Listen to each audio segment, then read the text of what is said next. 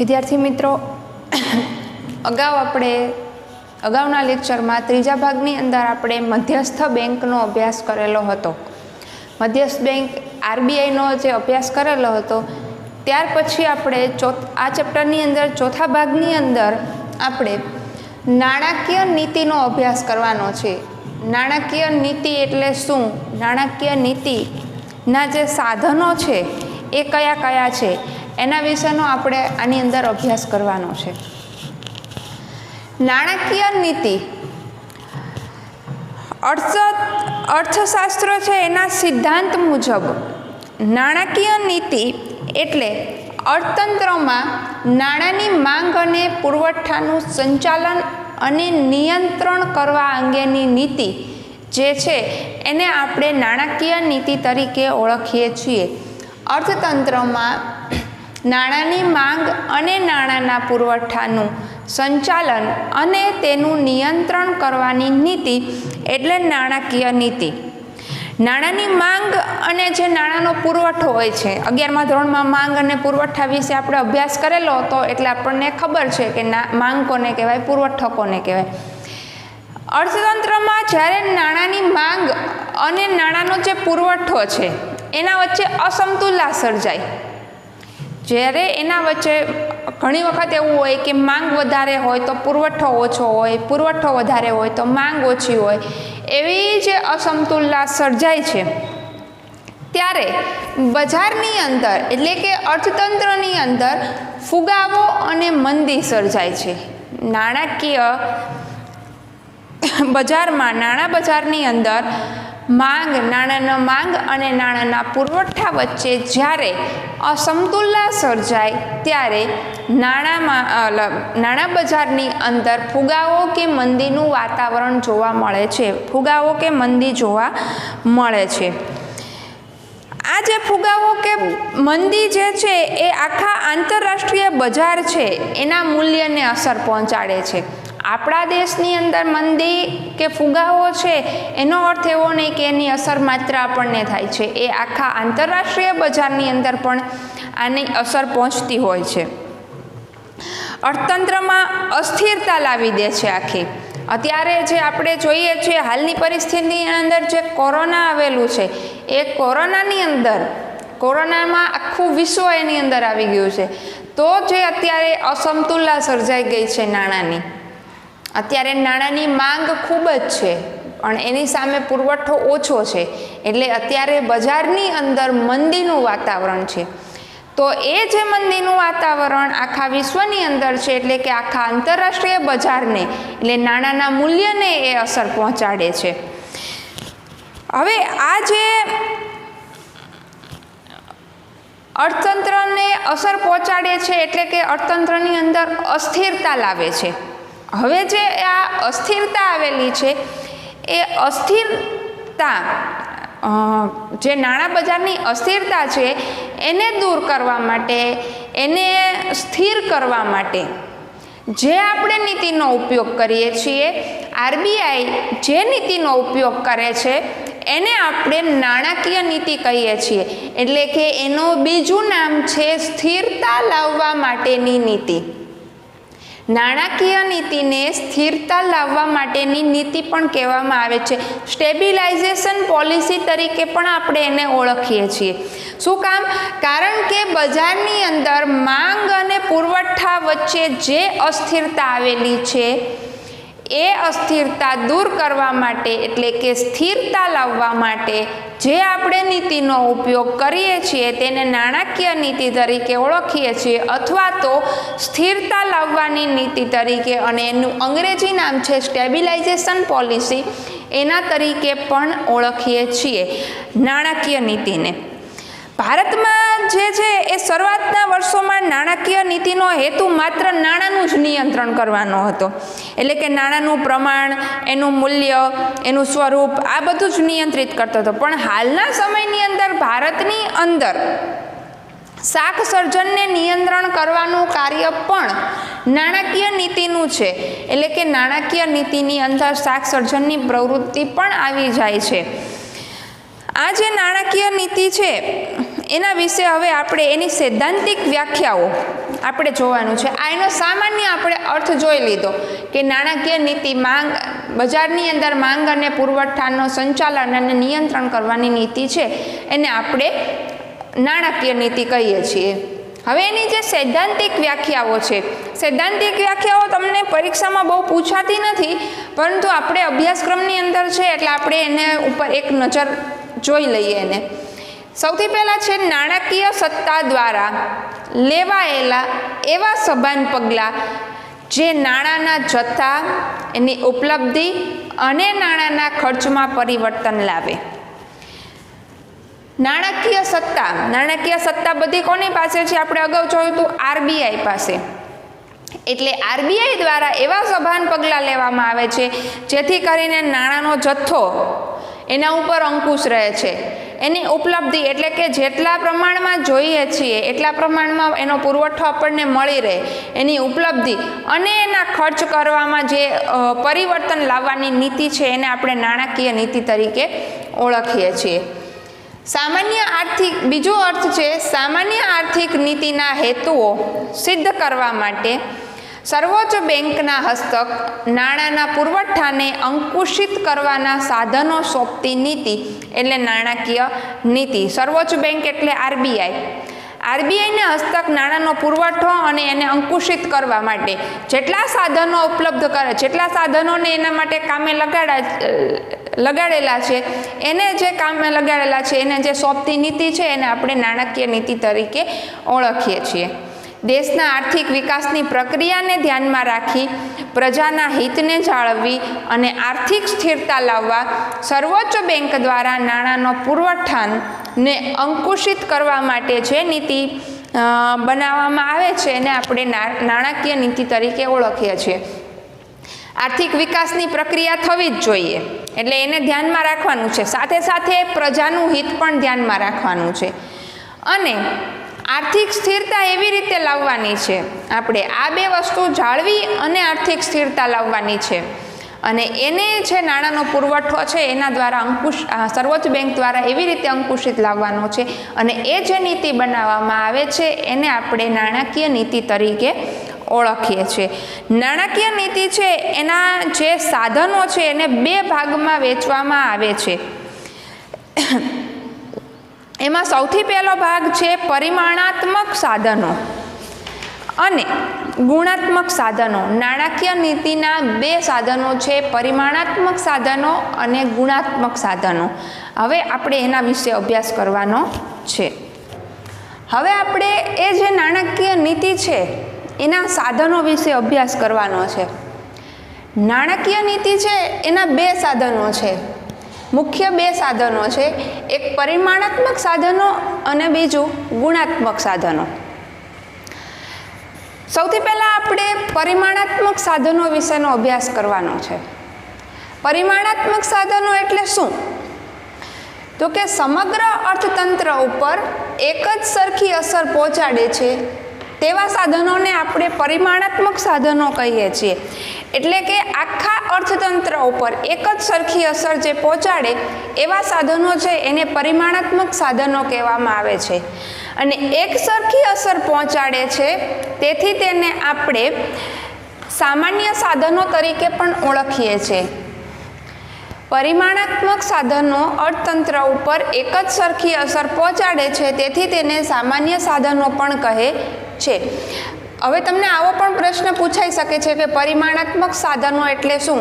તો કે સમગ્ર અર્થતંત્ર ઉપર એક જ સરખી અસર પહોંચાડે તેને પરિમાણાત્મક સાધનો કહેવામાં આવે છે. હવે પરિમાણાત્મક સાધનો છે કયા કયા છે એના વિશે આપણે અભ્યાસ કરવાનો છે. સૌથી પહેલાં પરિમાણાત્મક સાધનોની અંદર આવે છે બેંક રેટ. બેંક રેટ એટલે આપણને ખબર છે એનો ગુજરાતી શબ્દ કે વ્યાજનો દર. બેંક છે વ્યાજનો દર, બેંકનો વ્યાજનો દર હોય છે એને આપણે રેટ એટલે દર. બેંકનો જે વ્યાજનો દર હોય છે એને આપણે બેંક રેટ તરીકે ઓળખીએ છીએ. પણ આની અંદર કંઈક આપણે અલગ અભ્યાસ કરવાનો છે કારણ કે મધ્યસ્થ બેંકના સંદર્ભમાં આપણે આનો અભ્યાસ કરવાનો છે.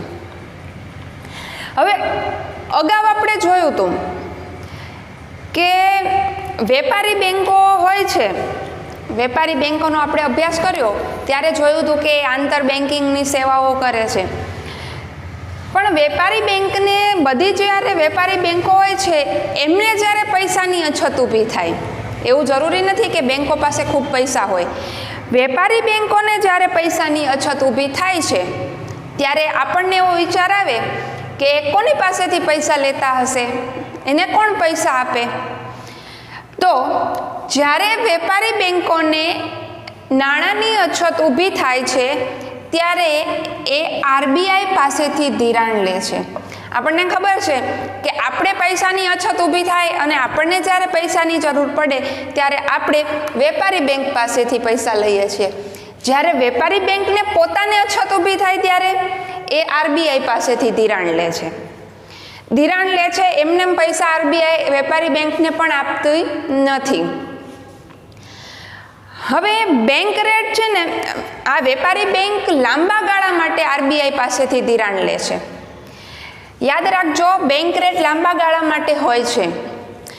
આરબીઆઈ લાંબા ગાળા માટે વેપારી બેંકને જે ધિરાણ આપે છે અને એના ઉપર જે વ્યાજ વસૂલ કરે છે તેને આપણે બેંક રેટ તરીકે ઓળખીએ છીએ.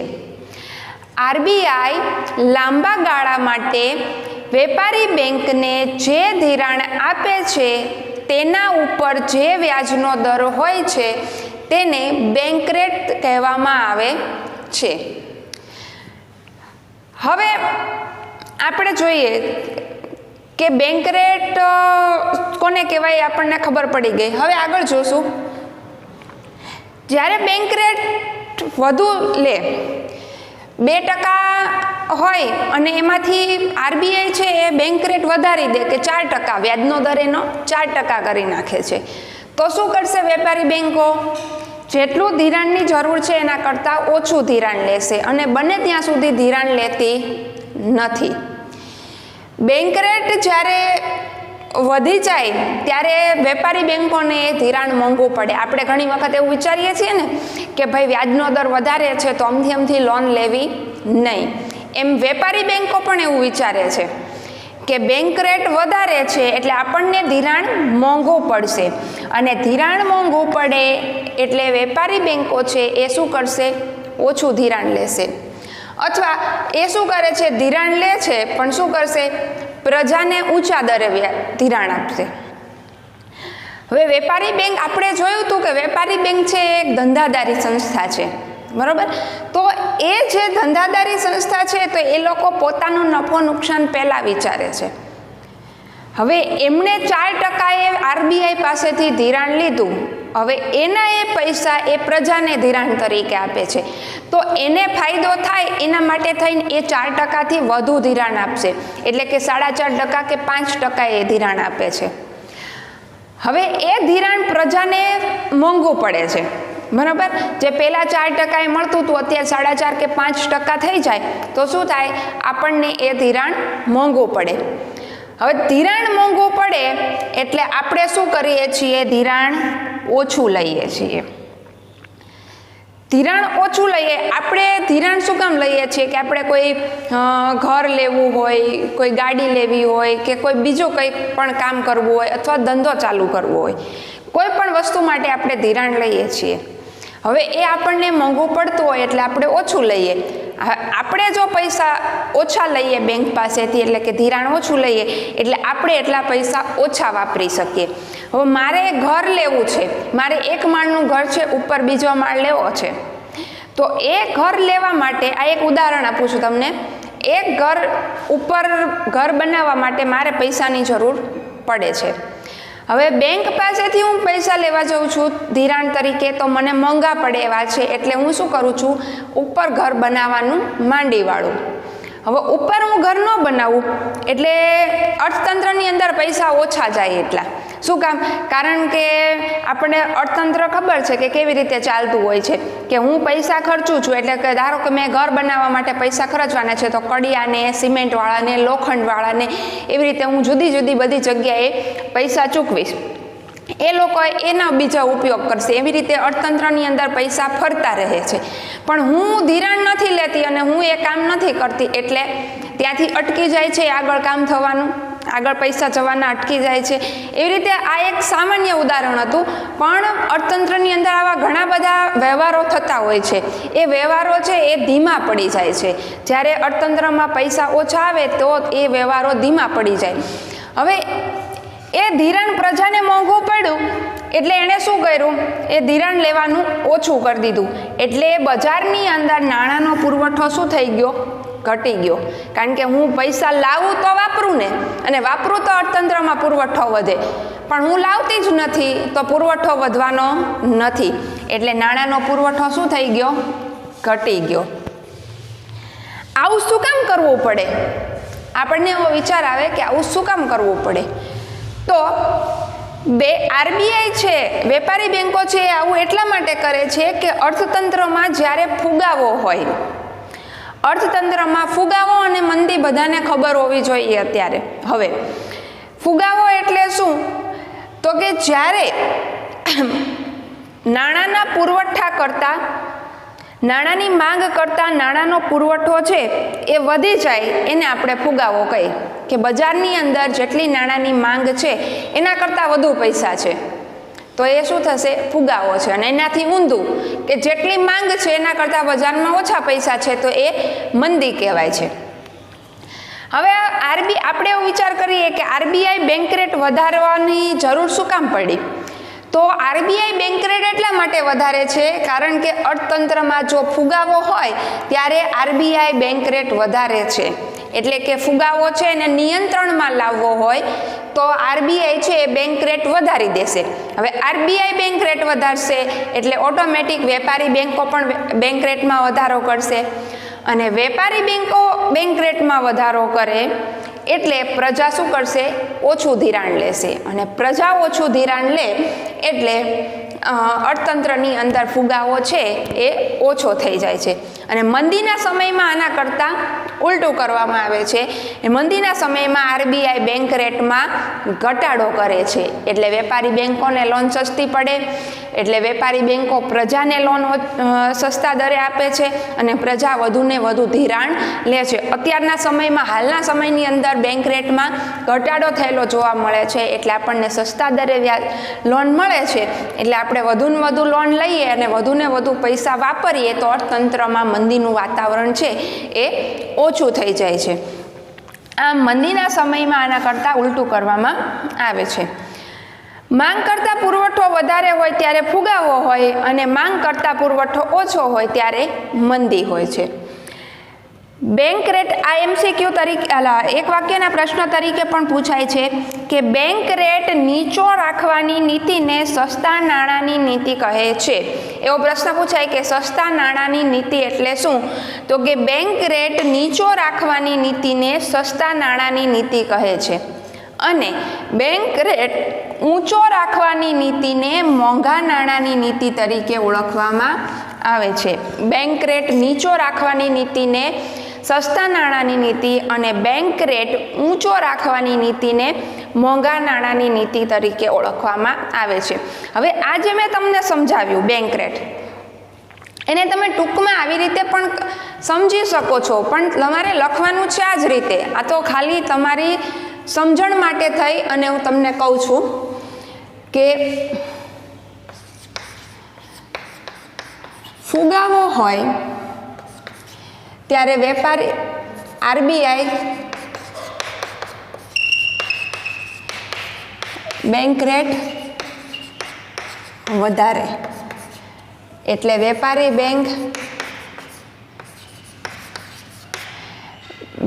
બેંકે બેંક રેટમાં વધારો કરશે,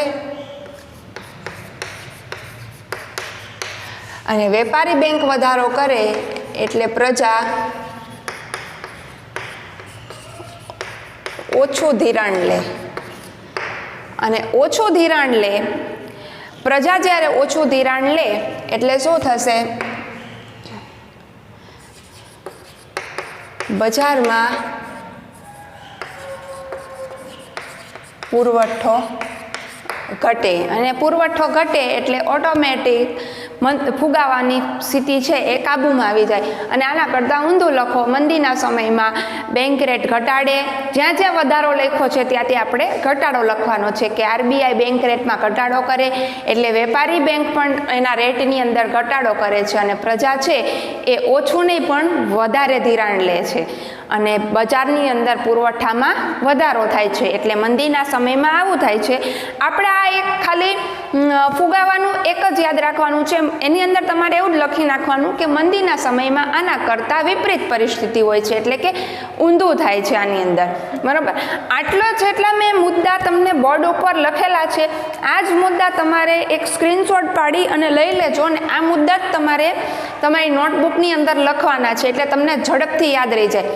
અને બીજું કે ચોપડીની અંદર તમને એ જુદા જુદા વર્ષના બેંક રેટ આપેલા છે. બરાબર, જેને એ બેંક રેટ યાદ રહી જતા હોય એ લોકોએ એ બેંક રેટ ચોપડીમાંથી યાદ રાખવાના છે. પહેલું અને છેલ્લું યાદ રાખો તો પણ ચાલે, પરંતુ ખોટા યાદ નથી રાખવાના.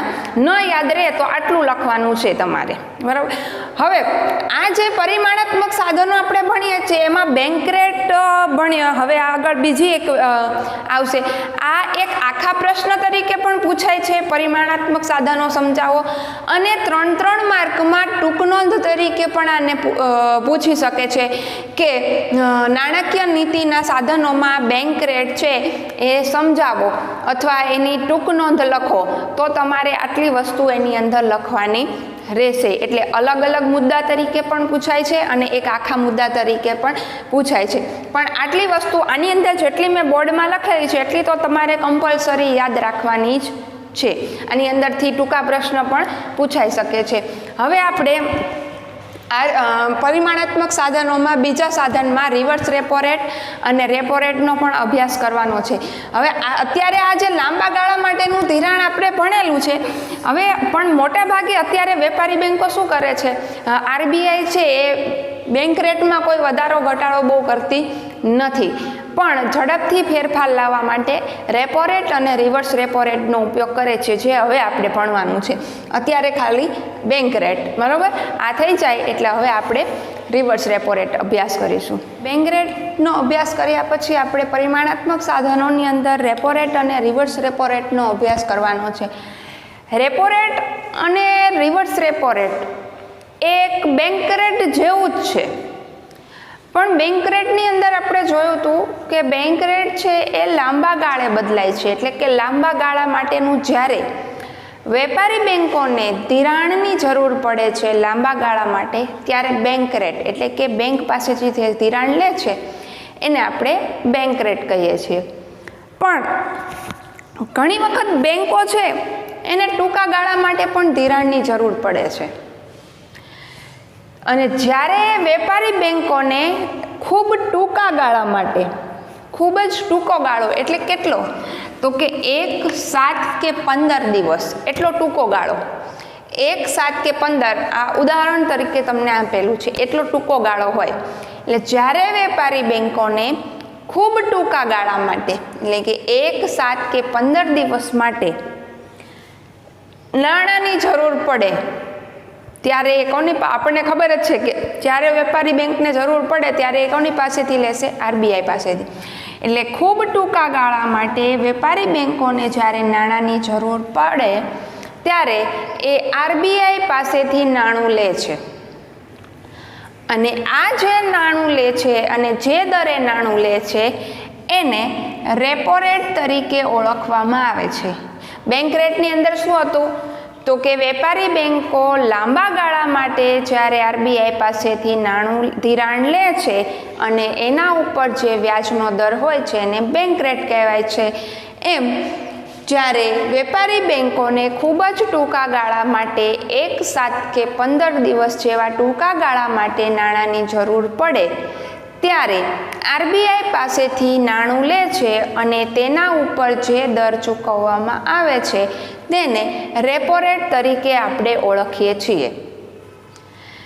હવે ટૂંકા ગાળાનું ધિરાણ લેવા માટે શું કરે છે વેપારી બેંકો, તો કે ટૂંકા ગાળાનું ધિરાણ લેવા માટે વેપારી બેંકો આરબીઆઈને પોતાની કોઈ જે જામીનગીરી હોય, પોતાની પાસે પડેલી જે જામીનગીરી છે એને વટાવના દરે અને પરત લેવાની શરતે આરબીઆઈ વેપારી બેંકો ટૂંકા ગાળાનું ધિરાણ લેવા માટે આરબીઆઈને વટાવના દરે પરત લેવાની શરતે પોતાની પાસે રહેલી જામીનગીરીને વેચે છે, એટલે કે એને આપી દે છે. પણ કેવી રીતે આપે છે? પરત લેવાની શરતે, એટલે કે જ્યારે વેપારી બેંકો એ પૈસા ચૂકવી દે ત્યારે એ જામીનગીરી છે એ આરબીઆઈ વેપારી બેંકને પરત આપી દેશે. વટાવના દરે આપવાનું છે અને એ જે વટાવનો દર છે એને આપણે રેપો રેટ તરીકે ઓળખીએ છીએ. પણ ફક્ત અત્યારે તો આપણે એટલું જ યાદ રાખવાનું છે કે ટૂંકા ગાળા ઉપર જે ધિરાણ લે છે આરબીઆઈ પાસેથી એના દરને રેપો રેટ કહે છે. આ તમારી સમજૂતી માટે છે કે ટૂંકા ગાળાનું ધિરાણ લેવા માટે વેપારી બેંકો આરબીઆઈને કોઈ વટાવ દરે પરત લેવાની શરતે પોતાની પાસે રહેલી જામીનગીરીઓ વેચે છે. એમનેમ તો આરબીઆઈ પણ વેપારી બેંકોને પૈસા આપતી નથી. હવે અગાઉ આપણે જોયું હતું એવી જ રીતે ફુગાવો અને મંદીનો સમયની અંદર રેપો રેટ કે રિવર્સ રેપો રેટ કે એની અંદર ફેરફાર થાય છે. તો ફુગાવો હોય જ્યારે અર્થતંત્રની અંદર ત્યારે આરબીઆઈ છે એ રેપો રેટમાં વધારો કરે છે. ફુગાવાના સમયમાં આરબીઆઈ રેપો રેટમાં વધારો કરે છે. શું કામ? તો કે રેપો રેટ જેટલો વધશે એટલે કે જે આપણે દર ચૂકવવાનો છે, વેપારી બેંકો આરબીઆઈ પાસેથી જે પૈસા લેવાના છે એના દરમાં વધારો થશે. એટલે શું કરશે? વેપારી બેંકો છે એ કેવું ધિરાણ લેશે? ઓછું ધિરાણ લેશે, કારણ કે પૈસા વ્યાજ વધુ ચૂકવવું પડે છે. એટલે વેપારી બેંકો કેવું ધિરાણ લેશે? ઓછું ધિરાણ લેશે. અને સામે એ પ્રજાને શું કરશે? ઊંચા દરે ધિરાણ આપે છે. અને પ્રજાને ઊંચા દરે ધિરાણ આપે એટલે આપણે અગાઉ જોયું હતું એમ કે પ્રજા ઓછું ધિરાણ લેશે, અને પ્રજા ઓછું ધિરાણ લે એટલે અર્થતંત્રની અંદર નાણાંનો પુરવઠો છે એમાં શું થાય છે? ઘટાડો થાય છે. અને અર્થતંત્રમાં નાણાંનો પુરવઠો ઘટે એટલે બજારની અંદરથી ફુગાવાની સ્થિતિમાં કાબૂ આવે છે અથવા ઓછું થઈ જાય છે. જ્યારે આરબીઆઈને હવે આ હતું રેપો રેટ, હવે રિવર્સ રેપો રેટ. રેપો રેટમાં શું હતું? વેપારી બેંક આરબીઆઈ પાસેથી ધિરાણ લે છે.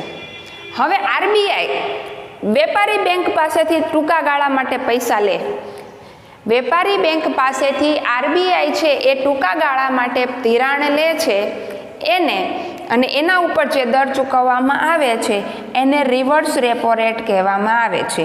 રેપો રેટ એટલે વેપારી બેંક આરબીઆઈ પાસેથી ટૂંકા ગાળા માટે ધિરાણ લે છે, અને રિવર્સ રેપો રેટ એટલે આરબીઆઈ વેપારી બેંક પાસેથી ટૂંકા ગાળા માટે જે ધિરાણ લે છે અને એની ઉપરનો જે દર હોય છે એને રિવર્સ રેપો રેટ કહેવામાં આવે છે. ઉપર જેમ જોયું એમ જ તે કે રિવર્સ રેપો રેટ વધુ હોય, જ્યારે રિવર્સ રેપો રેટ વધુ હોય ત્યારે વેપારી બેંક શું કરશે? હંમેશા યાદ રાખવાનું કે વેપારી બેંક છે એક ધંધાદારી સંસ્થા છે. હવે જ્યાંથી એને પૈસા વધુ મળે છે એ ત્યાં જ વધુ પૈસા રોકે. કોઈ પણ વ્યક્તિ ધંધાદારી સંસ્થા હોય એને જ્યાંથી પૈસા લાભ વધુ મળતો હોય ત્યાં એ પૈસા રોકે. હવે રિવર્સ રેપો રેટનો દર ઊંચો છે તો વેપારી બેંકો શું કરશે? એ પ્રજા કરતાં આરબીઆઈને વધુ ધિરાણ આપશે, પ્રજાને ઓછું ધિરાણ. કારણ કે એમ કહેશે કે અમારી પાસે પૈસા નથી, એટલે પ્રજાને ઓછું ધિરાણ આપે અને આરબીઆઈ વાળાને વધુ ધિરાણ આપે. હવે આરબીઆઈને વધુ ધિરાણ એ લોકો આપે છે એટલે શું થાય છે? પ્રજાને ઓછું ધિરાણ મળે. પ્રજાને ઓછું ધિરાણ મળે એટલે શું પરિસ્થિતિ? પહેલાંની જે પરિસ્થિતિ હતી તે, એટલે પ્રજા બજારની અંદર નાણાંનો પુરવઠો શું થઈ જશે? ઘટી જશે, કારણ કે પ્રજા પાસે પૈસા નથી. આવું ક્યારે કરે? તો કે ફુગાવાનો સમય હોય ત્યારે. રિવર્સ રેપો રેટ જ્યારે વધુ હોય ત્યારે વેપારી બેંકો આરબીઆઈને વધુ ધિરાણ આપે છે. સામે પ્રજાને ઓછું ધિરાણ મળે છે એટલે બજારની અંદર નાણાંનો પુરવઠામાં ઘટાડો થાય છે અને નાણાંનો પુરવઠો ઘટે એટલે આપણને ખબર છે કે ફુગાવાની સ્થિતિ કાબૂમાં આવી જાય છે. હવે રેપો રેટ અને રિવર્સ રેપો રેટ બંનેમાં જ્યારે મંદી હોય ત્યારે આના કરતાં ઊંધી પરિસ્થિતિ થાય છે. એ તમારે એક વાક્ય એ લખી નાખવાનું. હવે આની જેમ ઓલાની જેમ આપણે ટૂંકમાં સમજવું હોય, આ તો તમારે આટલા મુદ્દા તો યાદ રાખવાના જ છે, પણ ટૂંકમાં આપણે કહીએ તો જ્યારે ફુગાવાની પરિસ્થિતિ હોય, ફુગાવો હોય ત્યારે શું કરશે? તો કે અહીંયા આપણે લખ્યું છે કે ટૂંકા ગાળાનું જે ધિરાણ આપે છે, ફુગાવાની પરિસ્થિતિમાં આરબીઆઈ છે રેપો રેટમાં વધારો કરે છે. ફુગાવો હોય ત્યારે રેપો રેટમાં વધે. રેપો રેટ વધે એટલે વેપારી બેંક છે એ ઓછું ધિરાણ લે.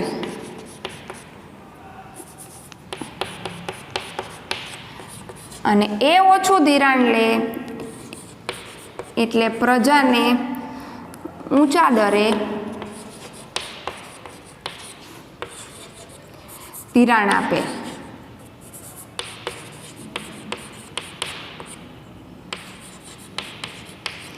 એટલે પ્રજા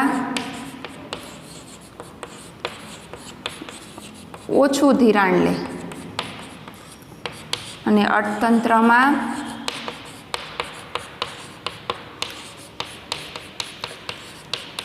નાણાંનો પુરવઠો ઘટે. આના કરતાં ઊંધી પરિસ્થિતિ મંદીની અંદર થાય છે. આ તમારે એટલું યાદ રાખવાનું છે. હવે આવું ને આવું આ રેપો રેટ હતું. રિવર્સ રેપો રેટમાં પણ એ જ પરિસ્થિતિ થશે.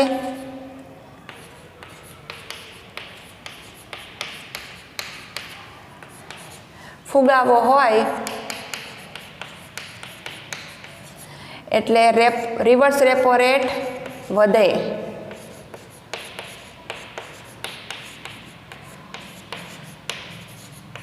રિવર્સ રેપો રેટ વધે એટલે વેપારી બેંક આરબીઆઈને ધિરાણ વધારે આપે.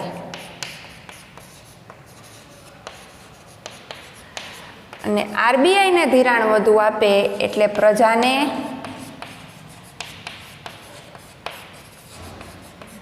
ઓછું ધિરાણ મળે. અને ઓછું ધિરાણ મળે એટલે નાણાંનો પુરવઠો ઘટે. મંદીના સમયમાં આના કરતાં ઊંધું થાય છે.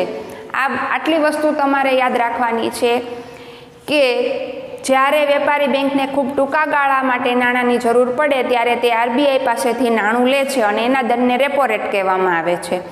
અને આરબીઆઈને જ્યારે નાણાંની જરૂર પડે છે ત્યારે એ વેપારી બેંકો પાસેથી ટૂંકા ગાળાનું ધિરાણ લે છે, એના ઉપરના દરને રિવર્સ રેપો રેટ. આ બેની વ્યાખ્યા થઈ ગઈ. પછી આટલું તમારે યાદ રાખવાનું છે કે ફુગાવો હોય ત્યારે રેપો રેટમાં વધારો કરે છે અને રેપો રેટમાં વધારો થાય એટલે વેપારી બેંકો છે એ ઓછું ધિરાણ લે અને એ ઓછું ધિરાણ લે એટલે પ્રજાને ઊંચા દરે ધિરાણ આપે. ઊંચા દરે ધિરાણ આપે એટલે પ્રજા ઓછું ધિરાણ લે અને પ્રજા ઓછું ધિરાણ લે એટલે અર્થતંત્રમાં નાણાંનો પુરવઠો ઘટે. એવું એના કરતાં ઊંધું મંદીના સમયમાં થાય. રિવર્સ રેપો રેટની અંદર પણ એવું જ થશે. ફુગાવો હોય ત્યારે રિવર્સ રેપો રેટ વધે છે અને રિવર્સ રેપો રેટમાં વધારો થાય એટલે વેપારી બેંકો છે એ પ્રજા કરતાં આરબીઆઈને વધુ ધિરાણ આપે છે. આરબીઆઈને વધુ ધિરાણ આપે એટલે પ્રજાને ઓટોમેટિક ઓછું ધિરાણ મળશે અને પ્રજાને ઓછું ધિરાણ મળે એટલે બજારની અંદર નાણાંનો પુરવઠો ઘટે છે એટલે ફુગાવાની સ્થિતિ કાબૂમાં આવે છે. એના કરતાં ઊંધું મંદીના સમયની અંદર થાય છે. આ હતું રેપો રેટ અને રિવર્સ રેપો રેટ. આ બંનેની ટૂંક નોંધ છે એ ભેગી જ પૂછાય છે અને આ બંનેનો મુદ્દો પણ તમારે જોડે જ લખવાનો છે. હવે એના પછીનો મુદ્દો છે કપરા સમયમાં સ્થિરતા લાવવા માટેની જોગવાઈ. હવે આની અંદર પણ તમને આંકડા આપેલા છે. જો તમારે યાદ રાખવા હોય તો ચોપડીની અંદરથી યાદ રાખી શકો, બાકી આટલું લખો તો પણ ચાલે. એના કોઈ પર્ટિક્યુલર રેપો રેટ ને રિવર્સ રેપો રેટના આંકડા જેમ ટૂંકા ગાળા માટે છે એટલે એ તો દિન પ્રતિદિન બદલાતા હોય છે. તો અત્યારે આજે અલગ છે તો અઠવાડિયા પછી પણ અલગ આંકડા આવી શકે છે. છાપાની અંદર રોજ આવતા જ હોય છે, પણ આપણે એ કંઈ યાદ રાખવાની જરૂર નથી. પરિમાણાત્મક સાધનોની અંદર આપણે બેંક રેટ, રેપો રેટ અને રિવર્સ રેપો રેટનો અભ્યાસ કર્યા બાદ હવે પછીનું સાધન છે કપરા સમયમાં સ્થિરતા લાવવા માટેની જોગવાઈ. કપરો સમય એટલે બેંકોનો જ્યારે ખરાબ સમય ચાલતો હોય ત્યારે તેની અંદર સ્થિરતા લાવવા માટેની જે જોગવાઈ કરવામાં આવે છે એ પરિમાણાત્મક સાધનોમાંનું એક સાધન છે.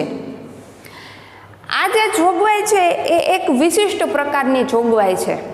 બેંકો માટે આ જે જોગવાઈ છે એ એક વિશિષ્ટ પ્રકારની જોગવાઈ ગણવામાં આવે છે. સતત ને સતત જ્યારે કપરો સમય ચાલતો હોય બેંકનો, એટલે કે બેંકમાં સતત નાણાંની કટોકટી ઊભી થતી હોય, એ સમયે વેપારી બેંકો આરબીઆઈ પાસે સરકારી જામીનગીરીઓ મૂકે છે. વેપારી બેંકો પાસે જે સરકારી જામીનગીરીઓ પડી હોય તે આરબીઆઈ પાસે મૂકે છે, પણ કેવા? એક નિર્ધારિત વ્યાજના દરે. નિર્ધારિત દરે એ જે ધિરાણ લે છે એને આપણે એક પ્રકારનું ધિરાણ બેંકો આપે છે. આ દર છે, આજે આપણે જામીનગીરીઓ મૂકી અને નિર્ધારિત દરે ધિરાણ લઈએ છીએ, એના ઉપર પણ આપણે વ્યાજ ચૂકવવું પડે છે. પણ આ જે દર છે એ રેપો રેટ કરતાં એનું પ્રમાણ વધુ હોય છે. એટલે કે જો રેપો રેટ 2% હોય તો આ 3% પણ હોઈ શકે છે. નિર્ધારિત જે આરબીઆઈએ નક્કી કરેલો હોય એ દર આની અંદર જોવા મળે છે, પણ એ રેપો રેટ કરતાં વધુ હોય છે. 2016ની અંદર આ દર 7% હતો. આ બધા એક વાક્યમાં પ્રશ્ન પૂછાઈ શકે છે. કપરા સમયમાં જે દર હોય છે એ રેપો રેટ કરતાં વધુ હોય છે. 2016માં આ દર છે એ 7%નો હતો. આને આપણે માર્જિનલ સ્ટેન્ડિંગ ફેસિલિટી પણ કહીએ છીએ. આ જે કપરા સમયમાં સ્થિરતા લાવવા માટેની જોગવાઈ છે તેને માર્જિનલ સ્ટેન્ડિંગ ફેસિલિટી પણ કહે છે. આ પણ 1 માર્કનો પ્રશ્ન છે. આ હતું કપરા સમયમાં સ્થિરતા લાવવા માટેની નીતિ. એના પછીનું જે સાધન છે પરિમાણાત્મક સાધન, એ સાધન છે રોકડ અનામતનું પ્રમાણ, એટલે કે CRR. આ પણ 1 માર્કનો પ્રશ્ન છે. CRR એનું ફૂલ ફોર્મ આપો તો કેશ રિઝર્વ રેશિયો. જો તમને આ ઇંગ્લિશ નામ યાદ ન રહેતું હોય તો તમે રોકડ અનામતનું પ્રમાણ એવું પણ લખી શકો છો. રોકડ અનામતનું પ્રમાણ કેશ રિઝર્વ રેશિયો CRR. આરબીઆઈનો જે 1934નો ધારો હતો એના મુજબ દરેક વેપારી બેંકો, એટલે કે જેટલી વેપારી બેંકો છે બધી, દરેક વેપારી બેંકોએ પોતાની જે થાપણો છે, આપણે અગાઉ જોઈ લીધું વેપારી બેંકની અંદર કે વેપારી બેંકો 4 રીતે થાપણો એકત્રિત કરે છે. એ જે પોતાની જેટલી થાપણો એકત્રિત કરેલી છે એ થાપણોની અમુક ટકા રકમ આરબીઆઈ પાસે રોકડ અનામત તરીકે રાખવાની હોય છે. આ એક બેંકનો નિયમ છે. આરબીઆઈના 1934ના ધારા પ્રમાણે દરેક વેપારી બેંકોએ પોતાની જેટલી થાપણ છે એની અમુક ટકા રકમ આરબીઆઈ પાસે રોકડ અનામત તરીકે રાખવાની હોય છે. હવે કેટલી રાખવાની? અમુક ટકા એટલે કેટલી? તો કે શરૂઆતમાં આ પ્રમાણ છે એ ચાલુ ખાતાની જેટલી થાપણ છે એના 5%, અને લાંબા ગાળાની એટલે કે બાંધી મુદતની ફિક્સ ડિપોઝિટ લાંબા ગાળાની જેટલી થાપણો છે એના 2%. શરૂઆતમાં આ પ્રમાણ હતું કે બેંકની અંદર ચાલુ ખાતાની જેટલી થાપણો હોય એના 5% અને લાંબા ગાળાની જેટલી થાપણ છે એના 2%.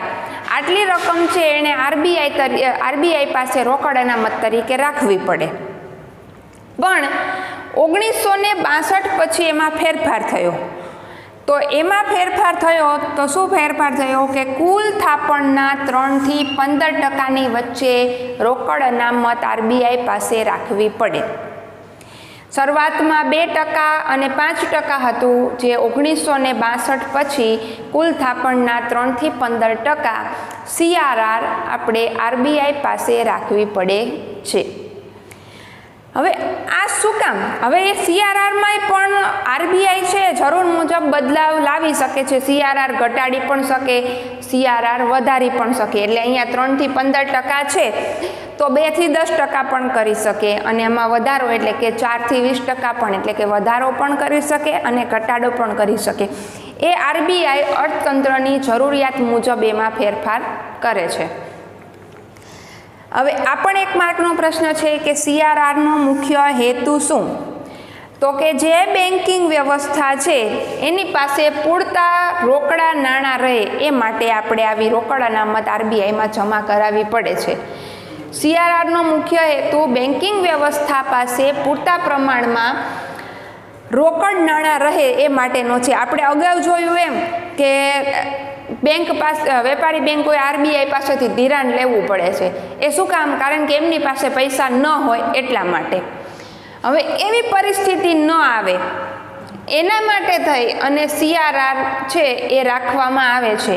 આરબીઆઈએ એવું નક્કી કરેલું છે. કારણ કે ઘણી વખત એવી થાય છે કે ઘણીવાર એવી પરિસ્થિતિ આવે તો પ્રજા છે પોતાના પૈસા પાછા, આપણને એમ બજારમાંથી એવી અફવા ફેલાઈ જાય કે આ બેંક બંધ થવાની છે, આ બેંક નાદાર થઈ ગઈ છે, એ બેંક હવે બંધ થવાની છે. તો આપણે શું કરશું કે આપણા જે પૈસા આપણે બેંકની અંદર મૂકેલા છે એ બધા પૈસા લેવા માટે એકસાથે બધા લોકો જઈએ છીએ, બરાબર? જેટલા લોકોના ખાતે છે એ બેંકની અંદર એ બધા લોકો ત્યાંથી પૈસા લેવા જાય છે. હવે એવી ખરાબ પરિસ્થિતિ આવે તો આ જે રોકડ અનામત આપણે બેંક આરબીઆઈ પાસે જમા રાખેલી છે એમાંથી આપણે એ બધાને પરત કરી શકીએ છીએ. જો એ ન રાખેલી હોય, એ પૈસા ન રાખેલા હોય તો આ બેંક, વેપારી બેંકો છે એ ખરાબ પરિસ્થિતિમાં મુકાઈ શકે છે. એટલે CRRનો મુખ્ય હેતુ બેન્કિંગ વ્યવસ્થા પાસે પૂરતા રોકડ નાણાં રહે તે માટેનો છે. ઘણી વખત આરબીઆઈ છે એ ફુગાવાને નિયંત્રણ કરવા માટે CRR વાપરે છે. ફુગાવાને નિયંત્રણ કરવા માટે CRR વપરાય છે. કેવી રીતે? તો કે CRR વધે એટલે બેંક પાસે શાખ સર્જન કરવા ઓછું નાણું રહે. જો બેંક પાસે પૈસા હોય તો બેંક શું કરશે? એ ધિરાણ તરીકે બીજા લોકોને આપે છે, પ્રજાને આપે છે, બરોબર? પણ CRR વધી જાય એટલે કે અહીંયા જે 3 થી 15% હતું એમાં વધારો થઈ ગયો, કદાચ વધારો થઈ ગયો એટલે વેપારી બેંકોએ એ પૈસા, વધુ પૈસા ક્યાં મૂકવા પડે? તો કે CRR તરીકે આરબીઆઈ પાસે મૂકવા પડે. હવે એ આરબીઆઈ પાસે મૂકી દે એટલે એમની પાસે પૈસામાં ઓટોમેટિક ઘટાડો થઈ ગયો, એટલે એ શાખ સર્જન નહીં કરે, એટલે કે ધિરાણ નહીં આપે.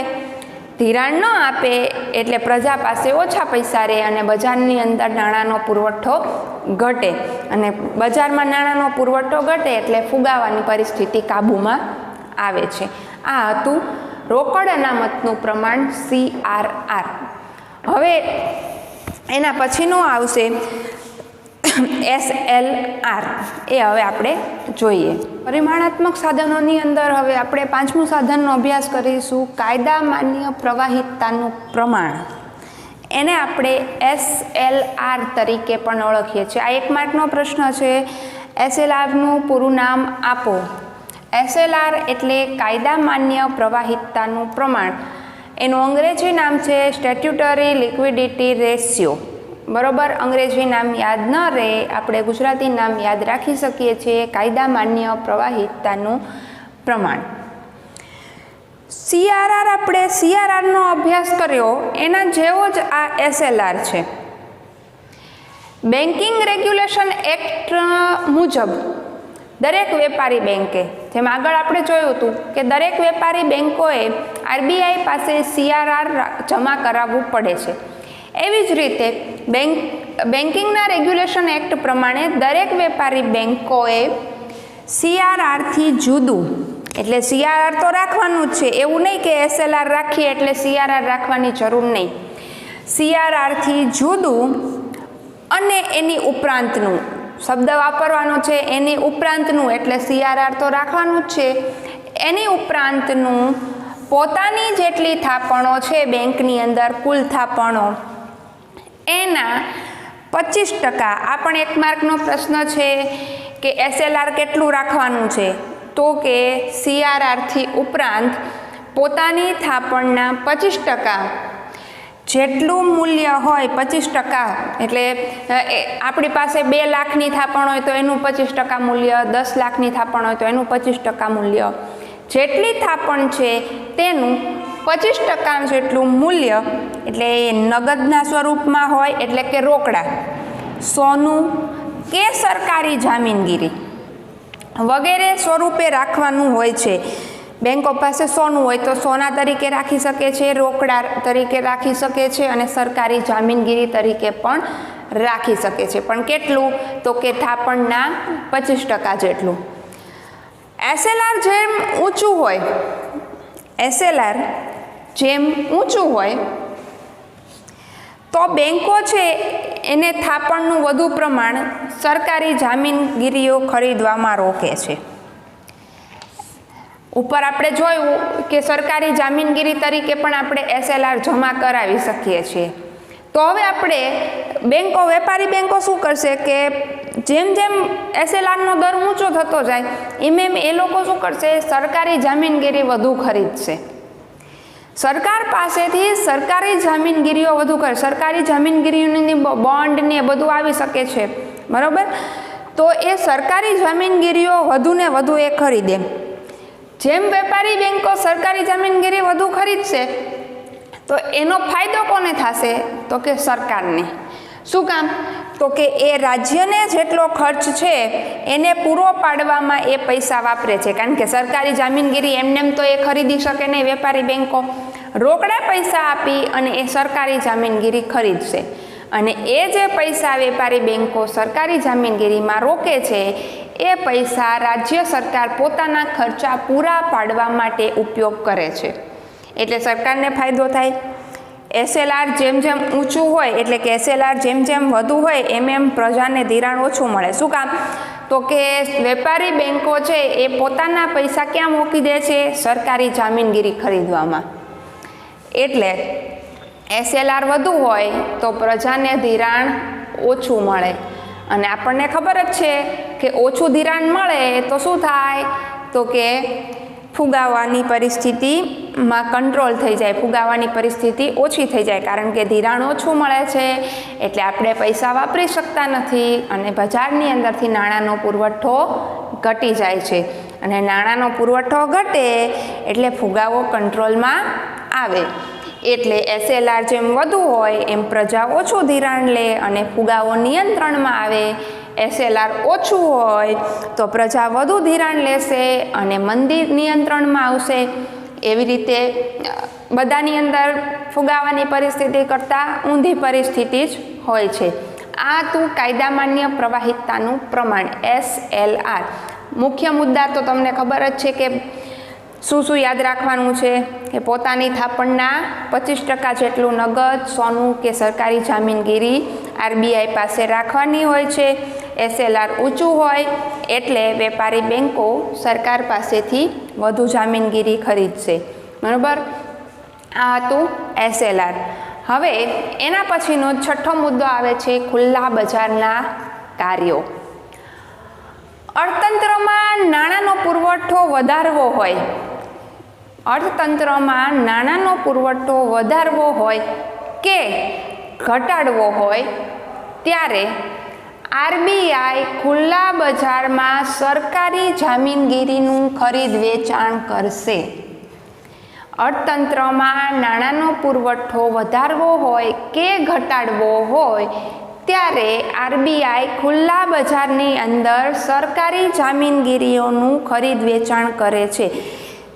RBI પાસે સરકારી જામીનગીરી ક્યાંથી આવે છે આપણને હવે ખબર છે, તો એ જે સરકારી જામીનગીરી છે એની ખરીદી કરે અથવા વેચાણ કરે છે. શું કામ, તો કે નાણાંના પુરવઠામાં વધારો કે ઘટાડો કરવા માટે.